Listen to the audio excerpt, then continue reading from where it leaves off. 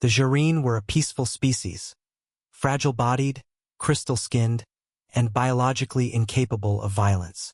For millennia, they had lived in harmony on their lush world, Tressa, contributing to galactic society through art, science, and diplomacy. But when the Threx Dominion expanded their territory, the Galactic Council looked the other way. The Jareen's pleas for protection were dismissed as inefficient resource allocation. So the Threx came, and they ravaged. The Jareen cities were burned, their song towers shattered, their people enslaved. The council still did nothing. In desperation, the Jareen elders gathered what remained of their people and fled in generation ships. Slow, unarmed vessels meant for migration, not escape.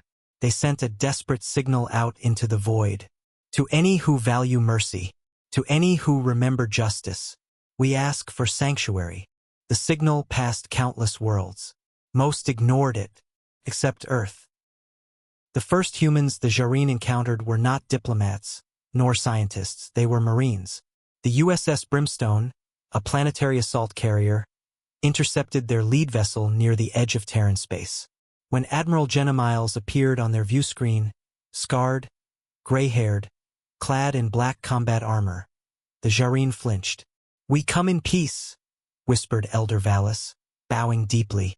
"We have no weapons, only hope." Admiral Miles didn't smile. She simply nodded. "You're under Earth's protection now." The Council was unimpressed. When word spread that the Deathworlders had taken in the Jareen, laughter echoed across the core worlds. Earth's reputation was brutal, primitive, aggressive, emotionally unstable. A race from a death world, governed by former soldiers and AI hybrids. "Let the humans try," sneered the Zerati delegate. "They'll fall before the Dominion like the rest." But Earth didn't fall. Prepared.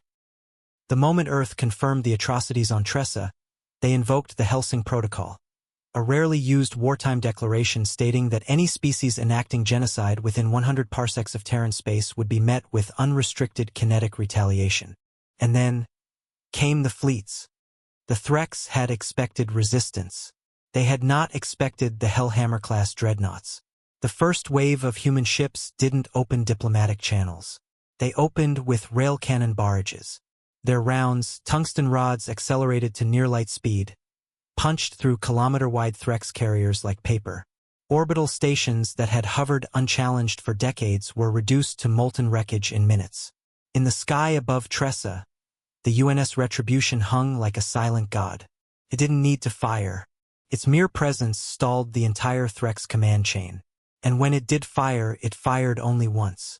That single shot vaporized an entire moon-sized Threx foundry station.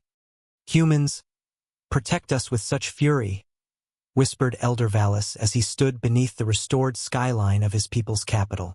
"Why?" Admiral Miles, her armor still scarred from battle, answered simply. "Because we remember what it's like to be abandoned." She didn't elaborate. She didn't need to. Earth had been ignored once centuries ago, when their people were dying from plague, from war, from self-destruction. No one came to help them, so they helped themselves. They rebuilt, hardened, rose into the stars not with songs but with steel. And now they made a vow. No one under their protection would suffer that abandonment again. The Galactic Council tried to object. They issued warnings, sanctions, threats. Earth responded by sending one ship, the UNS Truth of Steel, into Council space. It parked itself above the Council's capital moon and broadcast a single message on all frequencies. "You failed them. We will not." The Council fell silent. In time, the Jareen rebuilt. Not alone, but with Terran engineers, Terran scientists, Terran soldiers standing guard. Their crystal towers returned to the sky, now surrounded by automated defense grids and orbital rail platforms.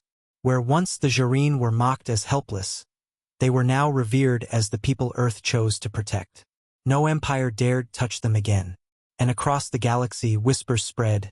If you are innocent, if you are broken, if you are outcast, run to Earth. Because Earth remembers. Because Earth fights. Because humanity is not gentle, but it is just.